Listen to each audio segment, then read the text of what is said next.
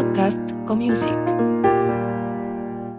Good morning, folks. We are today with Verónica Mota in our season 9, episode 3. Good morning, Verónica. Can you introduce yourself, please? Yeah, good morning. I am Verónica Mota, and it's a pleasure to be with other Latin American women.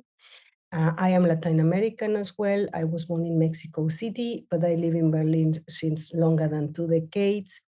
And yes, I come from music, from some art. I do politics as well as a political activist. I am also study philosophy and literature. And there are different intersections that we can talk together.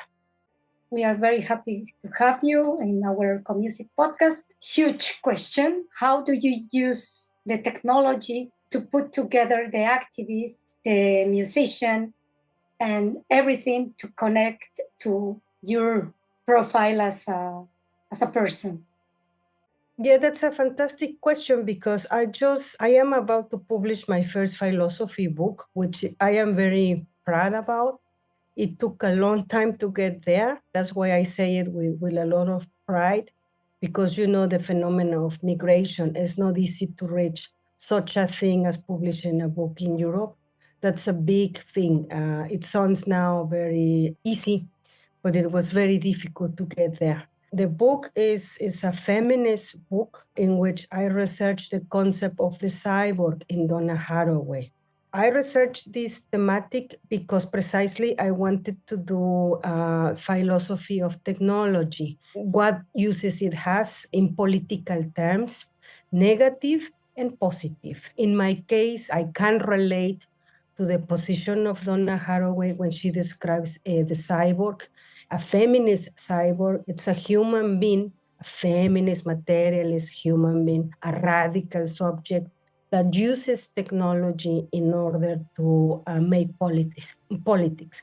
And that's, for example, what I do too. Here we are using technologies, for instance, in order to meet and talk about different experiences from people like myself, for instance. That's already a cyborg, no? I am with this thing on my ears. I am using internet and talking to you, collaborating with other Latin American subjectivities. I also, for instance, in Germany, we have now, not only in Germany, but in Europe, this neo-fascist wave. I was reading recently that how the neo-fascist movements operate today in order to reach young people. They use new technologies. For instance, platforms like TikTok. They reach a lot of people via TikTok. And that's why I decided to create my own TikTok. I don't like TikTok. But then I realized it is a platform in which the fachos are using it for reaching young people. And then I decided to create my own channel. I have it now since 3 weeks. And it's fascinating for me. It's also studying this phenomena, how technologies can be used for good and bad, for resistance, for political resistance, but also for conservative movements. And then there I am sending critical content. And yes, I have already different phases and answering to things that I post there. And for instance, that's also another kind of way how I use technologies, trying to reach or trying to send another kind of content in platforms that I know there are also other uses that are more conservative. I do that, for instance, as well. I use Instagram as well. I try to use, I have my computer. My computer is, for instance, an instrument, a technological instrument in which I write a lot, I research a lot, I connect with people. So I try to use whatever technology comes to my hands in order to politicize it. And that's how I use technology. Wherever it comes to my hands, it can be also knowledge about software. It can be for music, modular music, as you were in a workshop. I am like an octopus, and I think it's very important to have feminist people using new technologies. I am also doing courses about, I took a course in the university, for instance, about artificial intelligence. And I took this kind of courses also to actualize and to know what kind of technologies are coming, what it means, these new technologies for us, how can we use it. But for me, the main thing is to politicize those technologies from a feminist perspective, of course. And how do you relate all this with science? That's very important.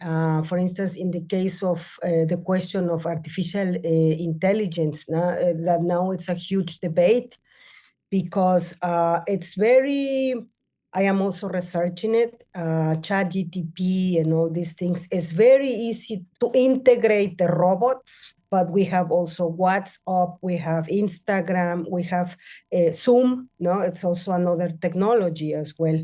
And they become part of our lives, they become like we cannot imagine a life without them. And that's what is going to happen also with ChatGPT and all these new technologies from artificial intelligence. The problem there is, particularly from ChatGPT, is that all it is based on possibility. It's based on statistics, not on scientific proven knowledge. So the robot, when you ask something, it gives you the result based on a statistic.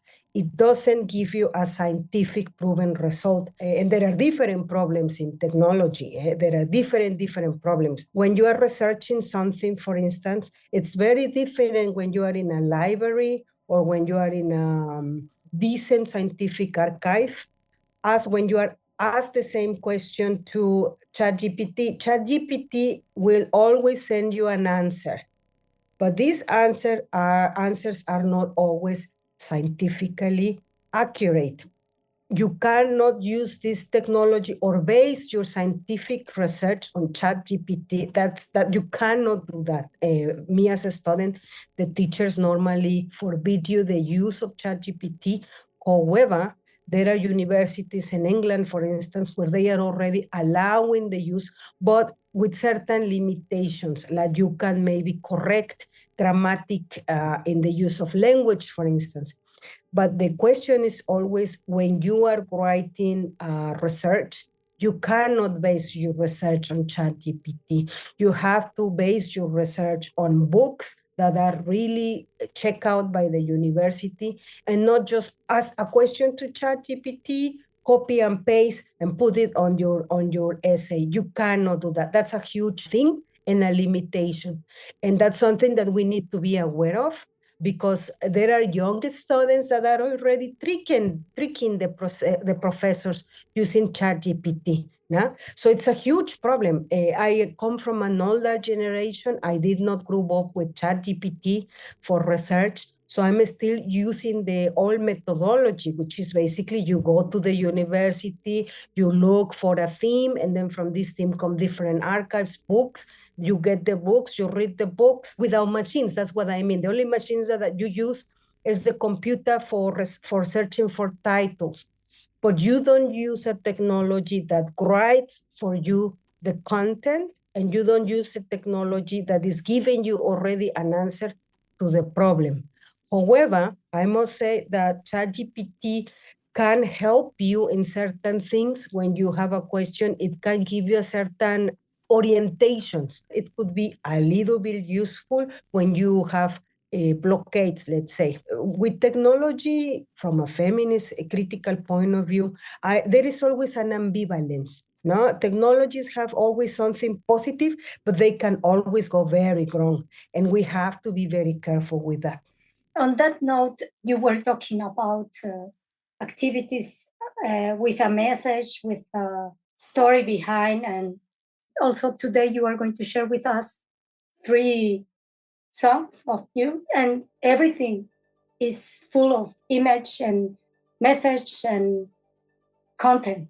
And because of that, I'm asking you very strongly, what do you think about art? Only to do art or to sound without a message? If there is such a pure idea of art, what do you think about it? Well, it has been always an historical debate about that. The art per le art, also the aesthetics of art, that some people have this position that art should bring aesthetics and beauty, that it has to be a kind of a profound experience. Some people think that art should be spirituality or a place where you can meditate and connect with the divine. Other people say like, no, people has to be ugly. People has to be a provocation. It has to touch you. It has to make you cry or something. Different positions. And I think none of them it's right or wrong, I find, no? Because at the end of the day, for me, art is a place of freedom. And you cannot tell the artist what to do and how to do it. The artist has to have a moment of total freedom, and whatever they want to do or not do, it's their business. However, for me personally, as an artist, I find that art it has a huge responsibility with society, and art is a tool for politics, for doing ethics, for doing reflection, for pointing out to questions, for liberation. I personally wouldn't be here without arts, and arts has been always for me a place in which I can be free. And also, it has been a place in which I can help other people to somehow maybe make certain questions in order for them to formulate themselves questions as well, to question the status quo, to question hegemonies, and to reclaim their peripheral voices. That has been for me my relationship since I was little with music and with arts. It has been always a question of liberation and a question also of human rights and ethics. So that's my personal relationship to arts. And when I see other kinds of art production, I respect it. But for me personally, if I go to an exhibition or a concert or even watch a movie and it doesn't give me anything, for me, it's a waste of time. I respect the work of the artist, but it doesn't give me anything. And me personally, I find that very sad. And also, I wonder if that kind of art that tells you not, that doesn't give you anything, I wonder, I try to connect that type of art production with the political, economical context. For instance, in our context, there was, from the 19th on 80s on neoliberalism. Let's say each economical, political epoch has also their own kind of art. And now, because artists reflects, even if they want it or not, we are a projection, or better to say, a symptom of the political social body. Sometimes when you have, for instance, neoliberalism produces a lot of artists that have nothing to say. Curious, no? That's for me very curious, no? To connect, to make that connection. And for me, for instance, I always say, like, in a moment in which arts are not really having a critical voice, it's important to question what kind of political, economical context the arts are passing through. And why is that there is no critical thinking in the arts? And if you make that question, you will realize that it's connected to politics, economics, and things that are going on. And in my case, since I have conscience about these intersections, for me, coming from a generation that has been very critical, I mean, I grew up in Mexico City with punk, and punk was for me a liberation. But also it was for me as a teenager, like I learned from that to think and to think critically. And since then, I have never stopped thinking critically about politics, economy, about, the social corpus, but also, for instance, the questions about what does it mean to be a woman in a patriarchal society, for instance, or what does it mean to be a migrant in an European context, or what does it mean? I have different projects, but one project, for instance, it's a project of noise industrial dark ambient music, and I do sometimes even techno there. But in this kind of context that is more dark, I play often in lineups in which I am the only woman, or they read me as woman, and you have and then I am there with 20 guys, men, And for me, it's also interesting to see why I am the only woman in this kind of context. Why is that? So I'm always questioning, why is this like that? And I make these questions again and again also in my art. There are things that are not necessarily sending a message. There are things in which it's just very abstract. I can do that. I do that sometimes. But in general, I tend to formulate questions. And that's why I'm studying philosophy at the end of this, because I really love questioning. Can you tell us, how do you relate all this research you are doing with colonialism? Certainly, that's an excellent question. First of all, I'm going to answer with my biography, because where we come from is very important to understand who we are and how we operate. The question about colonialism, in my case, it's a personal question, in the sense of I was born in Mexico City, and I come from a country that was a colony. In Latin America is also this phenomenon of the colonialistic empire, the colonialistic project, that means a lot of oppression, and basically the oppression between the native people and the colonizers. So as Mexican, I already knew what colonialization implies. Now, this, in my life at the moment, it's a topic that I cannot forget, because I come from there.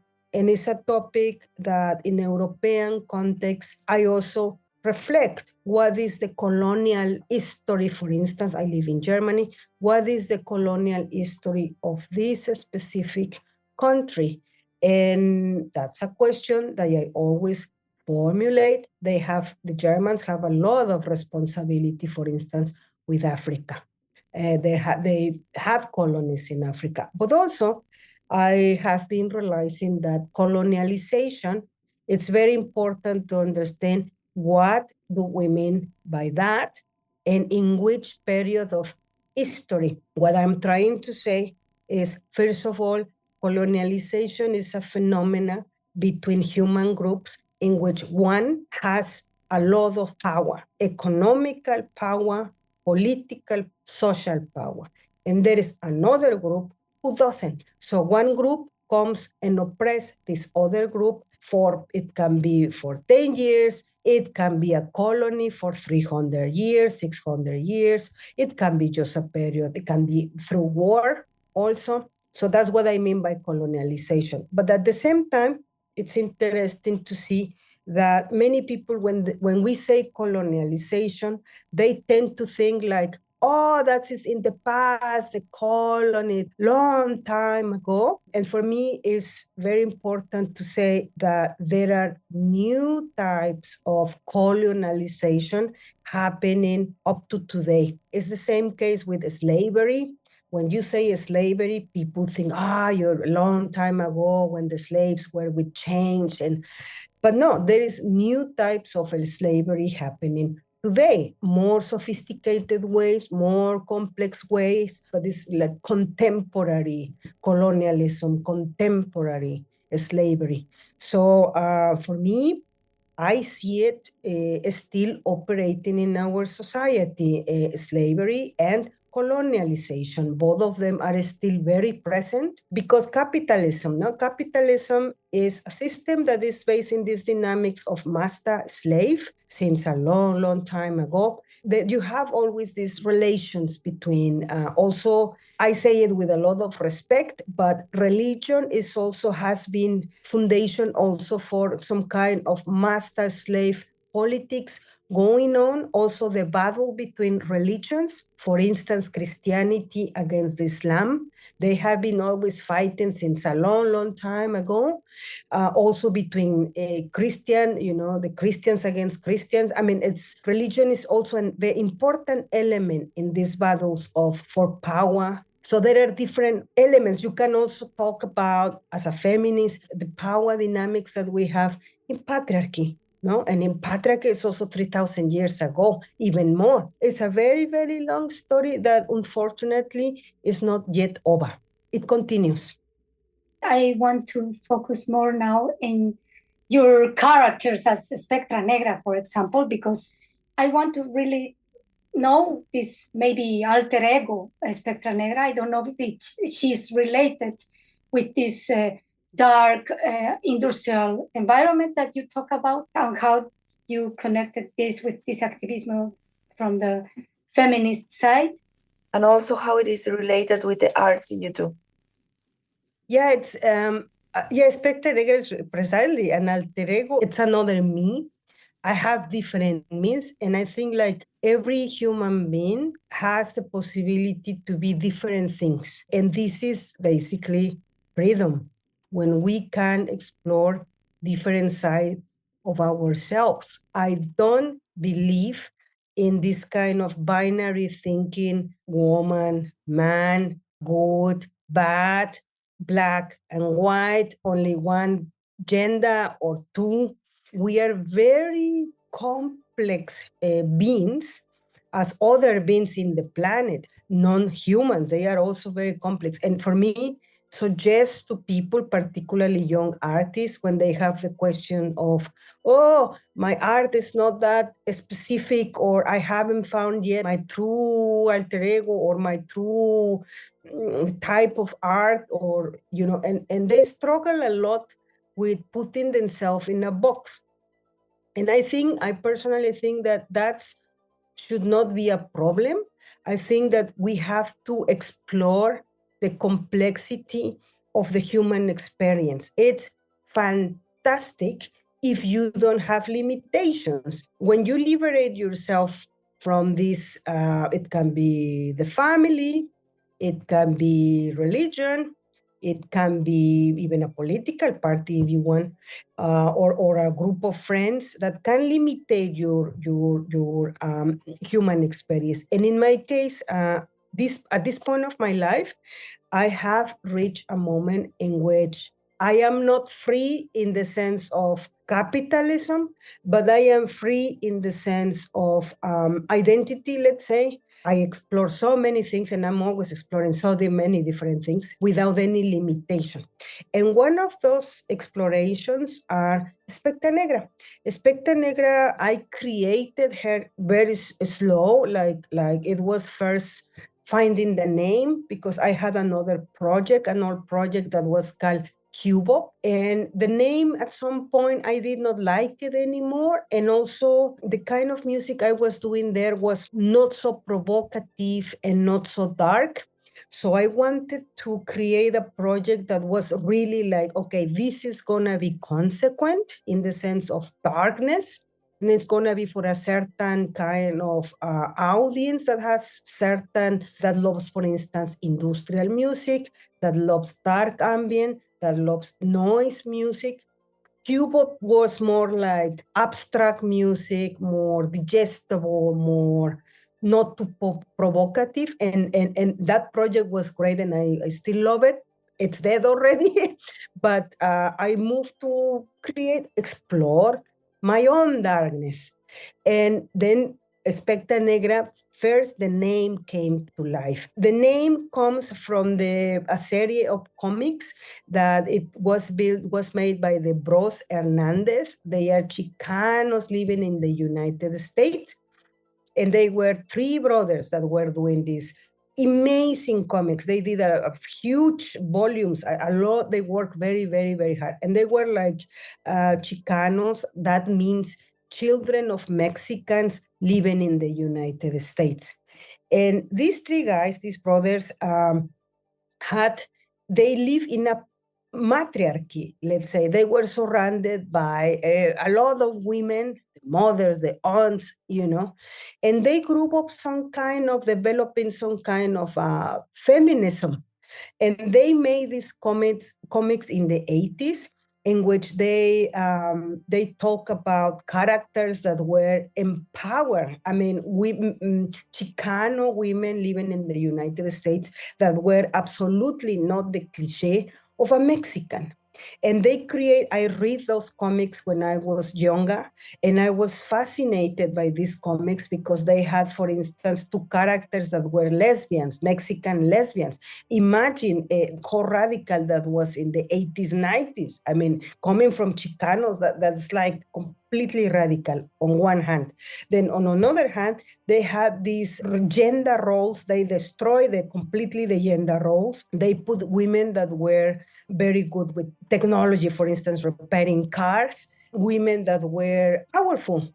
They were smart, bitchy, but also very powerful. And for me, I was very moved by these comics for their radicality. And in these comics, there was a character that is a wrestling character called Espectra Negra. And Espectra Negra is a wrestling because Mexicans, we love wrestling culture. It's kind of part of our popular culture. I grew up with that as a child in Mexico City, and my hero was El Santo, which is like kind of in the 70s, 80s. El Santo was the biggest legend of them all. I met him as a child when I was little, and he was kind of my hero for many Mexicans, not only for me. And I connect my love, my culture, my Mexican culture, and also the aspect of the Chicano culture in the United States, which is this phenomena again of migration and otherness, what it means to be Mexican in the United States. And I was connecting the dots, and I found this character, Espectra Negra. And Espectra Negra was a super empowered woman, wrestling, dark. And I thought like, I like that one. So that's where the name comes from. I put that name. Then later, I found a mask because I thought, okay, so if Espectra Negra is a wrestling character, she needs a mask. I bought a fetish mask.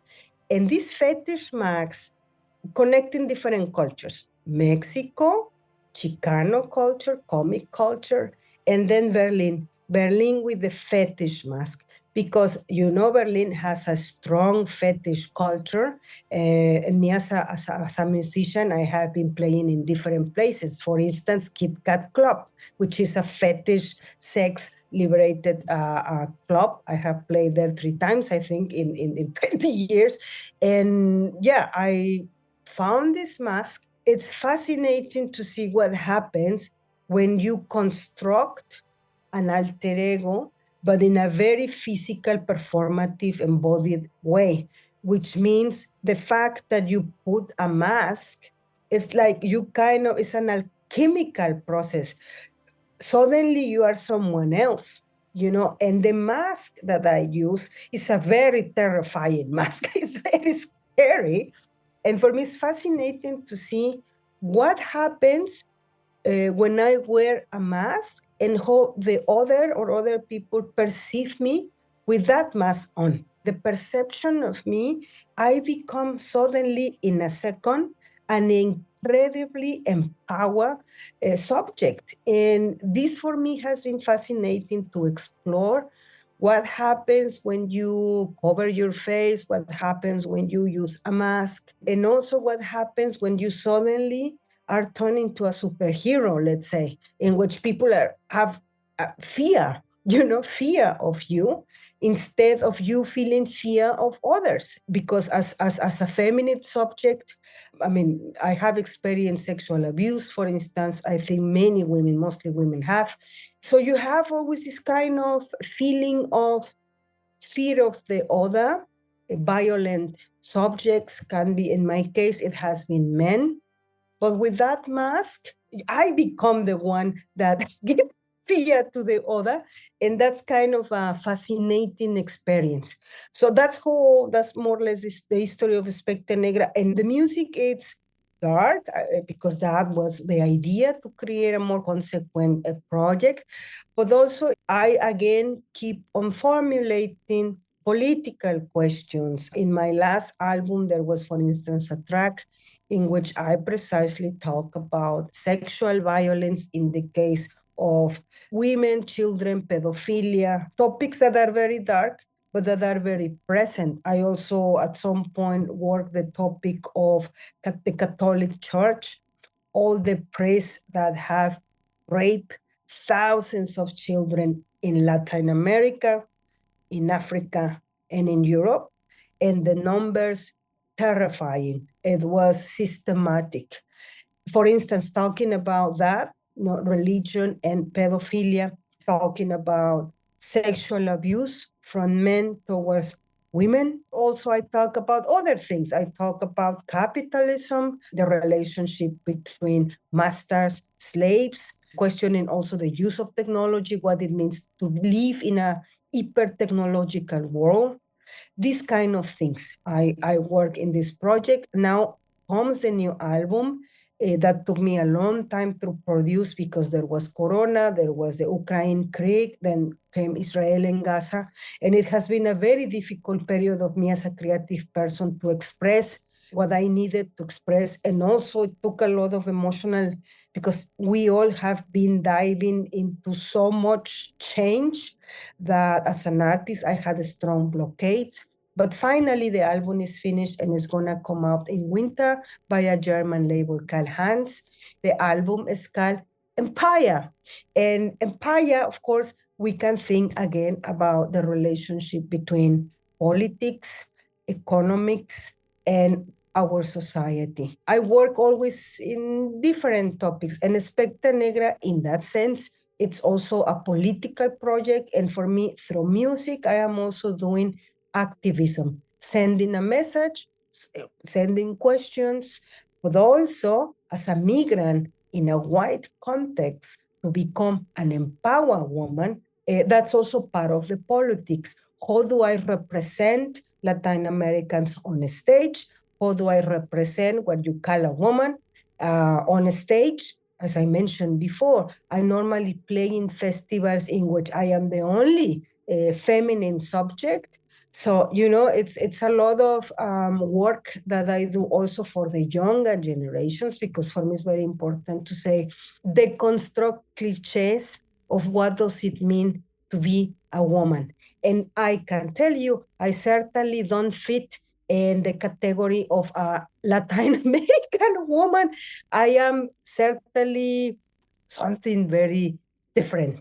And because I have chosen to break so many forms of oppression as a Latin American subject, and I really explore different things. And I am certainly not the cliche of a Latin American woman.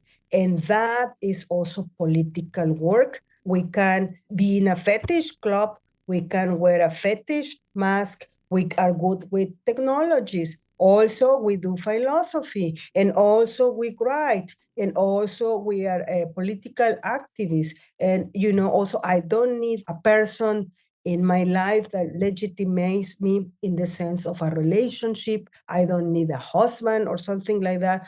I'm free, in that sense, not in the meta level of capitalism, but in the level of identity and all these things. I don't fit into this cliche that people have about Latin America. And that's also how I do politics, just being myself. If you can tell us why you choose every track or every music that you choose for us in this podcast.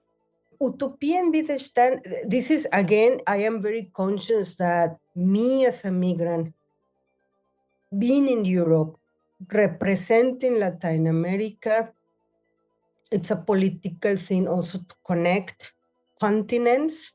I lived for a very short period of time in Chicago in the United States. So, and I solidarize a lot with the Chicanos in the States. So there is always these connections between Mexico, the United States, and Europe. And this first track, Utopie Widerstand, it means utopia and resistance in German. When the person comes across my music, just by the title, I am already sending a message. That's very conscious. Utopie Widerstand was produced during Corona because luckily I got funding for that album, and that album was produced in Berlin under my real name, Verónica Mota. And it was released by a French label. And Utopie Widerstand, the title says it all, in the sense of we experience such a thing as a pandemic in which many people die. Luckily, we had vaccines. We are here talking. We could be dead. I lost many people that could not reach the vaccination. So Corona was, for all of us, a place in which we realize that we can be incredibly vulnerable and that we can die very fast, you know? And then came also the war in the Ukraine, unexpected, and then the other war now. But Utopie Widerstand was produced before the war in Gaza, and it was actually during Corona, also before the Ukraine. And it was a time in which I was reflecting, mourning friends that died, and I was also considering how a better society could look like. I was also reflecting Elon Musk. Elon Musk has been promoting the idea that we should conquer Mars, the planet Mars, that we should go outside this planet in order to build kind of a new Earth outside the planet. I am an enemy of Elon Musk for different reasons. And one of the reasons is that he's a fantastic example of a white patriarch that has this enormous amount of money that is kind of using techno science in order to conquer other planets. He thinks he's cool, but I think he's very toxic for our society. And that's something I reflect in the video of the track, because the video of the track starts outside planet Earth, and I was thinking about Elon Musk, and we want everything outside the Earth. For me, and that's what I share with different feminists, for instance, Donna Haraway, the utopia is not outside the planet. The utopia, the real utopia for me, is this planet. It's a paradise. And I don't understand why we have to destroy what we already have and think to build something that is going to cost so much money outside somewhere else, instead of focusing on what we already have and protected. In the video, you have, for instance, pictures of the resistance. I put some pictures of Black Lives Matter very consciously, because there has been, at that period of time during Corona, there was a strong, police brutality cases in the United States, which have not stopped. For me, the Black Lives Matter movement, it's a movement that I find incredibly necessary. How slavery expresses itself today, still today. So when I see all these cases of racial brutality towards Mexican or Latin American immigrants, Black people or Asian people, I mean, this is racism, basically. We need to resist. On one hand, I am connecting an ecofeminist perspective that goes, we need to protect what we already have, this planet, and the biodiversity and our companion species on one hand, and at the same time, we need to protect vulnerable communities. This means people of color, Asian people, disabled people, queer people. We need to protect and we need to resist. And so I was reflecting all these topics on that track.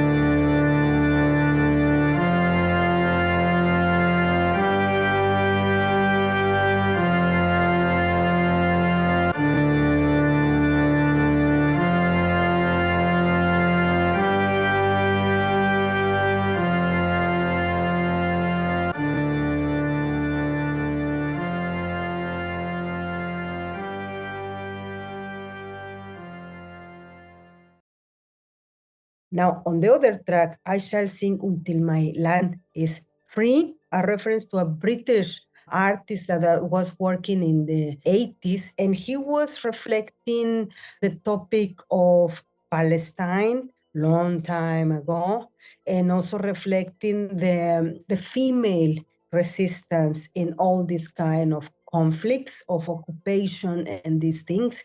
I shall sing until my land is free.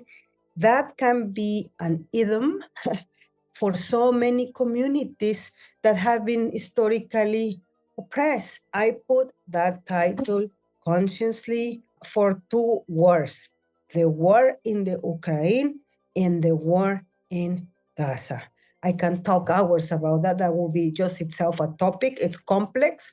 I was reflecting this thing of what it means Russia as an empire oppressing the Ukrainian people, but then also the very complicated case of Israel, Gaza. That is a war that I must say, in the context of Germany, it's a very delicate topic, because here we have the experience of the Second World War and the Holocaust.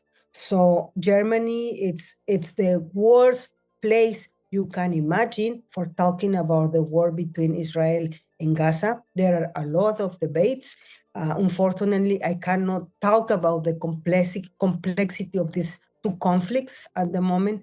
In general, I was trying to express in this track that there are people being oppressed due to war, and that we cannot sing until people that are oppressed liberate or find freedom.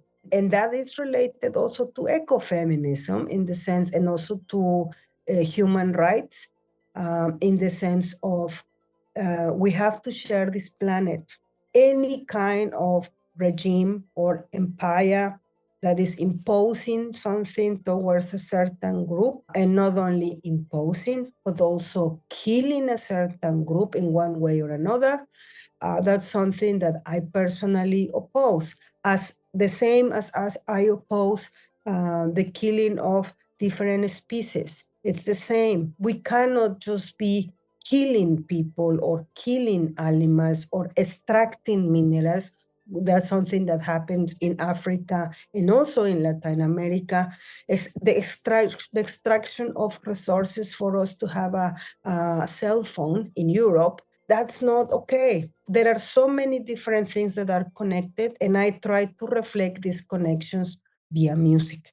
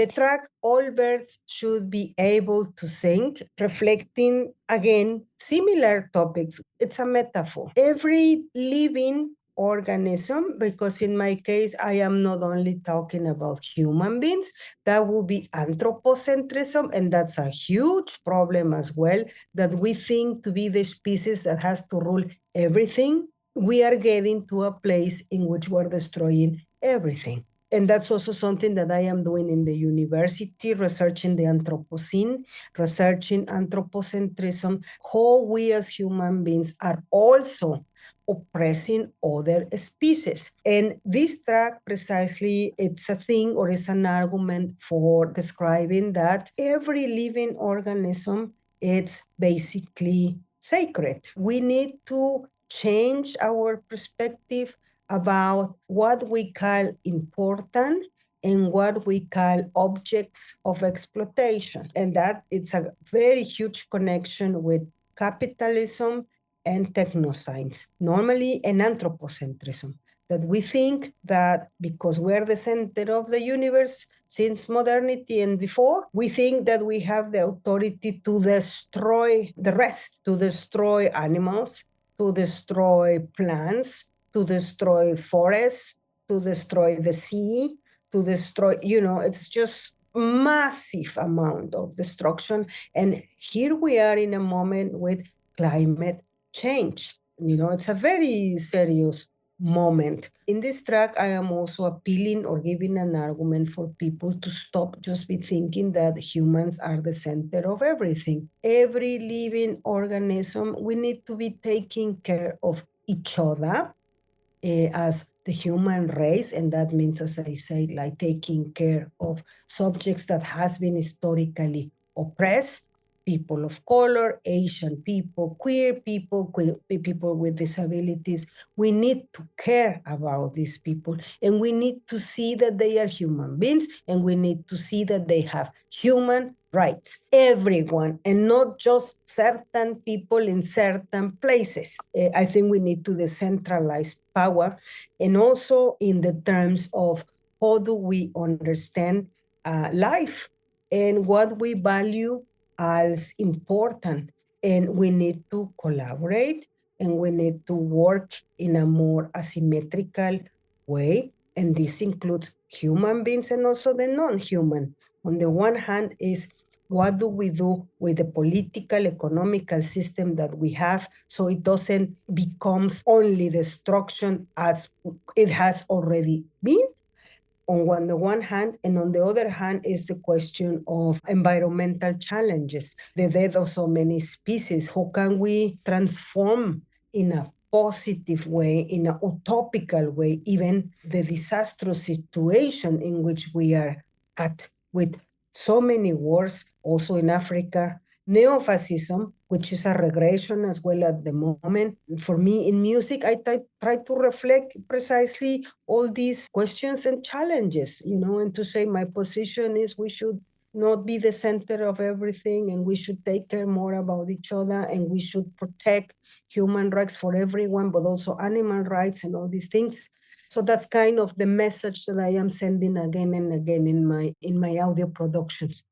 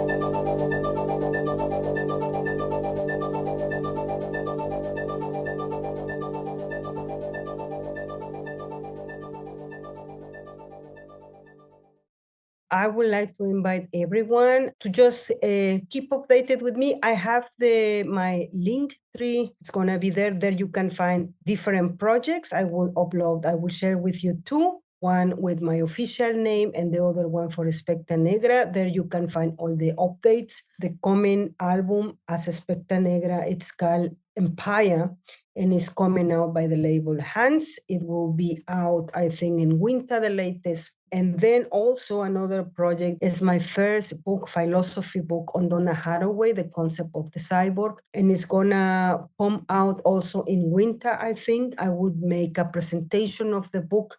I hope that you can support coming, but most importantly, I hope that you support reading it, the connection between science, technology, capitalism, and feminism as well.